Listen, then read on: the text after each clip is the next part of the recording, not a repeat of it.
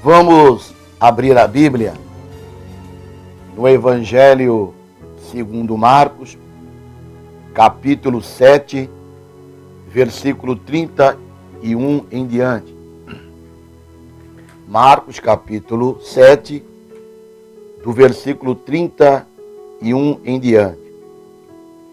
Diz assim a palavra do Senhor: E ele, tornando a sair dos territórios de Tiro e de Sidom, foi até o mar da Galileia, pelos confins de Decápolis. E trouxeram-lhe um surdo que falava dificilmente, e rogaram-lhe que lhe impusesse as mãos sobre ele. E tirando a parte de entre a multidão, pôs-lhe os dedos nos ouvidos, e cuspindo, tocou-lhe na língua. E levantando os olhos ao céu, suspirou e disse: Efatá, isto é, abre-te. E logo se lhe abriram os ouvidos, e a prisão da língua se desfez, e falava perfeitamente. E ordenou-lhes que a ninguém o dissessem, mas quanto mais lhe proibia, tanto mais o divulgavam. E admirando-se sobremaneira, diziam: tudo faz bem, faz ouvir os surdos e falar os mudos. Repetindo, e admirando-se sobremaneira, diziam: faz tudo bem, faz ouvir os surdos e falar os mudos. O título desta mensagem é A Cura do Surdo Mudo de Decápolis. Vamos começar nosso estudo meditando um pouco sobre o texto que acabamos de ler nesta manhã. A primeira coisa que nestes versículos chama a nossa atenção é um milagre extraordinário aqui relatado. Lemos que levaram a nosso Senhor Jesus Cristo um surdo que falava com muita dificuldade, ou seja, um surdo gago, e rogaram a Jesus que pusesse a mão sobre ele. Nosso Senhor Jesus Cristo atendeu imediatamente o pedido, e o surdo ficou curado. Observamos que uma palavra e um toque de Jesus deram instantaneamente àquele homem ouvido e voz. Diz o texto bíblico, Marcos capítulo 7, versículo 35. E logo se lhe abriram os ouvidos, e a prisão da língua se desfez, e falava perfeitamente.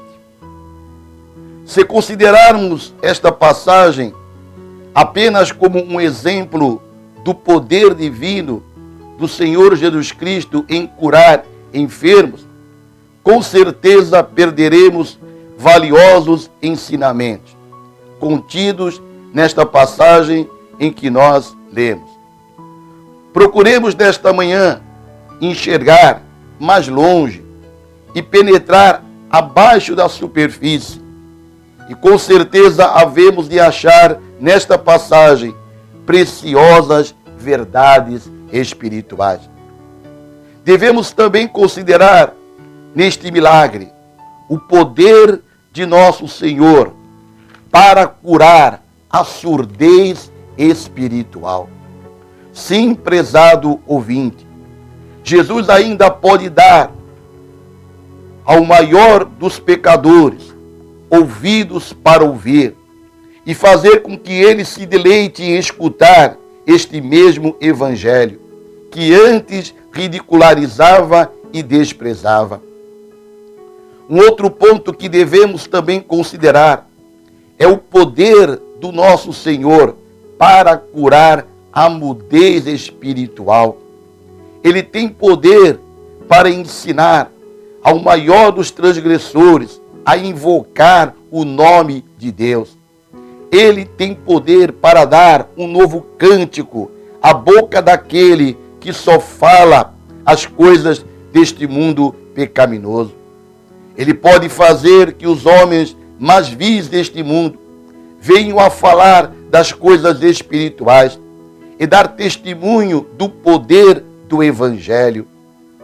Quando Jesus derrama o seu Espírito Santo, nada é impossível. Repito, quando Jesus derrama o seu Espírito Santo, nada é impossível.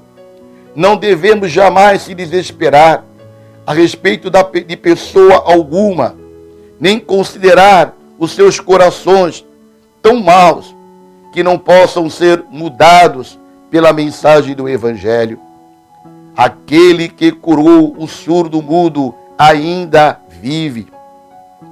Os casos que a sociedade declara incuráveis, irrecuperáveis, são incuráveis e irrecuperáveis somente enquanto não são levados a Cristo. Esta é a primeira coisa que aprendemos neste texto que lemos. Jesus cura o homem da surdez e da mudez espiritual. E também pode curar da física. A segunda coisa que pede atenção neste texto é o modo especial em que o nosso Senhor Jesus Cristo houve por bem fazer o milagre. Diz o texto que quando lhe apresentaram o surdo mudo, Jesus, tirando a parte de entre a multidão, meteu-lhe os dedos nos ouvidos e, cuspindo, tocou-lhe a língua. E, levantando os olhos ao céu, suspirou. E neste ponto pronunciou a palavra de ordem, a palavra de mando, efatá, isto é, abre-te. Está registrado em Marcos capítulo 7, versículo 33 e 34. Há sem dúvida uma coisa misteriosa nestes atos do Senhor Jesus Cristo. Não sabemos por que os empregou. Teria sido tão fácil ao nosso Senhor Jesus curar o homem com uma só palavra, como curá-lo do modo que o fez. O Evangelho não nos diz quais as razões de nosso Senhor para proceder assim. Sabemos apenas que o resultado foi o mesmo que obteve em outras ocasiões. O homem foi curado instantaneamente. Há, porém, prezado ouvinte, uma lição que devemos aprender no procedimento de nosso Senhor. A lição é que ele não estava limitado ao uso de qualquer meio para fazer as suas obras entre os homens. Umas vezes ele julgava melhor proceder de um modo e outras vezes de outros. Os seus inimigos nunca puderam dizer que, a menos que empregasse um modo, um método, ele não podia fazer obra alguma. Ele é soberano, faz o que lhe apraz. A mesma coisa vemos ainda na Igreja de Cristo. Temos provas constantes de que o Senhor não está limitado ao uso de qualquer meio exclusivo para transmitir graça aos perdidos. Algumas vezes ele opera por meio da palavra pregada publicamente e outras vezes pela palavra lida em particular. Algumas vezes ele desperta o povo por meio da doença e da aflição e outras vezes pelas repreensões e até mesmo por conselhos dos amigos. Às vezes ele emprega os meios de graça para converter o povo do seu mau caminho. E outras, ele atrai a sua atenção por algum acontecimento providencial, independente de qualquer meio de graça. Ele não quer que qualquer meio de graça seja colocado acima dos outros, nem tampouco que seja desprezado como inútil e posto de lado como sem valor. Todos são bons e valiosos e devem ser empregados para o mesmo fim, que é a conversão das almas perdidas. Todos estão na mão daquele que sabe o melhor e qual deve ser o método empregado em cada caso. A última coisa que pede a nossa atenção neste texto bíblico é o testemunho notável dado por aqueles que presenciaram o milagre aqui referido. Disseram, falando do nosso Senhor, tudo faz bem. Vamos ler Marcos capítulo 7, versículo 37. E admirando-se sobremaneira, diziam, tudo faz bem, faz ouvir os surdos e falar os mudos. Provavelmente, aqueles que pronunciaram estas palavras estavam longe de compreender o real significado delas em relação a Cristo. A verdade incluída nestas palavras, tudo faz bem, constitui um rico tesouro que deve ser considerado diariamente por todos os verdadeiros crentes. Recordemos nesta manhã estas palavras. Todas as vezes que nos lembrarmos dos dias posteriores à nossa conversão, nosso Senhor tudo faz bem, nos tirando das trevas para a luz, nos mostrando a nossa fraqueza, as nossas culpas e a nossa loucura, nos despojando dos nossos ídolos e nos colocando no posto em que nos achamos e nos dando o que possuímos, a vida eterna. Ele fez tudo bem. Recordemos estas palavras. Ele faz tudo bem. Quando pusermos os olhos nos dias do porvir, devemos pensar, Ele faz tudo bem. Nós não sabemos se estes dias vão de ser brilhantes ou escuros, se serão muitos ou poucos, mas temos a certeza de que nos achamos nas mãos daquele que tudo faz bem. Ele não há de errar, prezado ouvinte, nas coisas que nos dizem respeito. Ele há de dar e tirar, de afligir e consolar.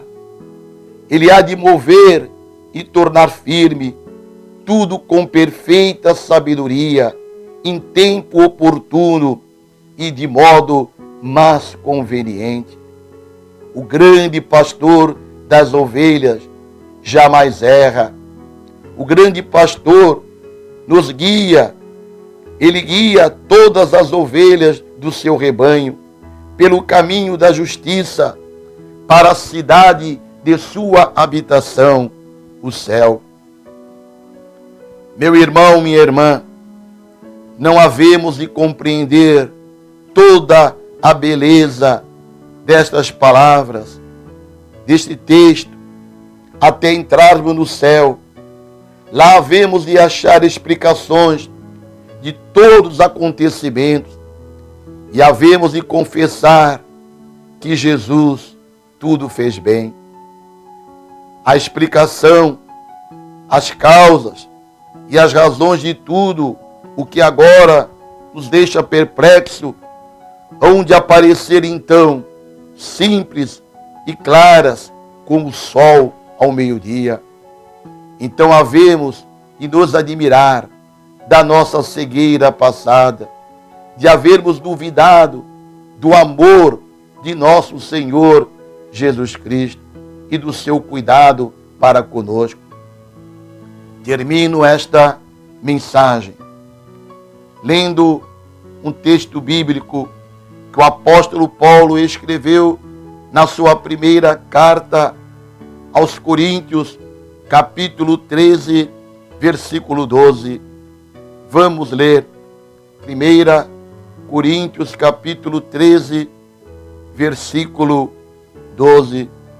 Porque agora vemos por espelho em enigma, mas então veremos face a face. Agora conheço em parte, mas então conhecerei como também sou conhecido. Ele faz tudo bem.